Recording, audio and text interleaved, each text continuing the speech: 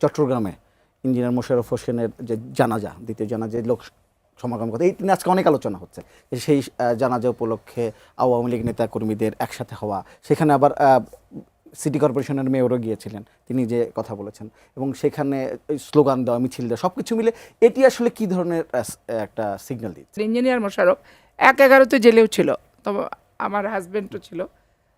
১/১১-তে Awami League, BNP, জামাত ইসলাম সবাই তো একসাথে জেলে ছিল, জেলের অনেক স্মৃতিটিতি ছিল। তো ভদ্রলোক এমনি মানুষ হিসেবে ভালো। এয়ারপোর্টে যতবার দেখা হয়েছে, চিটাগং এয়ারপোর্টে কোনো কাজে আমি হয়তো গেছি, পলিটিক্যাল কাজ, তো দেখা হলেই একবারে ডেকে নিয়ে কথাবার্তা সুন্দর করে উনি বলতেন। এখন আওয়ামী লীগের অপরাধ এবং এমপি পাতানো ভোট, নিশিরাত যে ছিল, যারা এমপিরা, তারা তাদের অপরাধ ঠিক আছে, কিন্তু সাধারণ যে সাধারণ আওয়ামী লীগ সমর্থকদের তো আর অপরাধ নেই। তারা তো শেখ হাসিনা পর্যন্ত নিয়ন্ত্রণ করতে পারেনি। আমি পাপিয়া, আমি কি একবারে সর্বোচ্চ জায়গা পর্যন্ত নিয়ন্ত্রণ করার ক্যাপাসিটি, ক্ষমতা আমার আছে? গোলাম মাওলা রনি যখন এমপি ছিল, সে কি একবারে সর্বোচ্চ পর্যন্ত নিয়ন্ত্রণ করার ক্ষমতা সে রাখছে?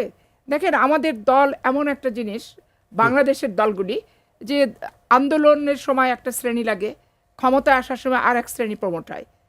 যার আন্দোলন যারা করে তখন তারা অনেক পিছনে চলে যায়, এরা কোনোদিনই কিন্তু মূল্যায়িত হয় না। আমি ৮০ দশকে দেখলাম, আমি স্বৈরাচার এরশাদ বিরোধী আন্দোলন থেকে শুরু করে অদ্যাবধি এইরকম হচ্ছে ব্যাপার। তো এখন হয় কি, যে সব কথার শেষ কথা হচ্ছে দেশের ভালো চাওয়া এবং দেশের ভালো হওয়া। এটার জন্য যতটুকু ভূমিকা, এটা রাষ্ট্রের নাগরিক হিসেবে আমরা রাখতে চাই এবং রাখবো ইনশাআল্লাহ।